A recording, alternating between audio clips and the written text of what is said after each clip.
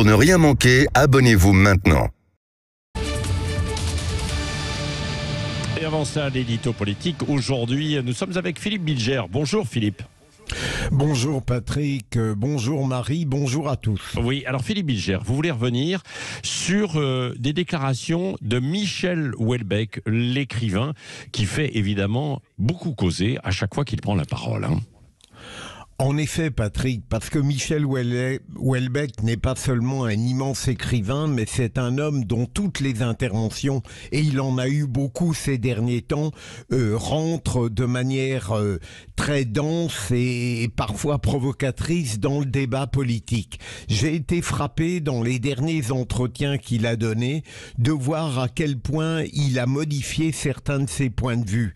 Et au fond, notamment sur l'islam, il a regretté certains des propos qu'il a eus, notamment lorsqu'il était intervenu dans Front Populaire. Dans l'ensemble des positions qu'on lui demande, il me semble avoir adopté une vision médiane. Si j'ose dire, il est devenu un provocateur du juste milieu. C'est-à-dire qu'il continue à avoir des craintes et des angoisses, notamment sur la GPA et l'euthanasie, mais pour le reste, il devient toujours intelligemment, il l'a toujours été, mais modéré. Je ne reconnais plus, et peut-être tant mieux, le Michel Houellebecq qui, semble-t-il, a été très marqué par l'épisode du film pornographique qu'on lui a fait tourner et dont il estime avoir été victime.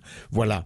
Donc c'est une révision non pas déchirante de Michel Houellebecq. Il y avait dans l'ancien déjà des germes du nouveau, mais c'est quelque chose de très passionnant de voir l'évolution de cette personnalité qui, sur le plan politique, en définitive, encore une fois, se situe dorénavant plus dans un juste milieu que dans un extrémisme qui pouvait plaire à certains. Oui, qu'est-ce que vous appelez le juste milieu ?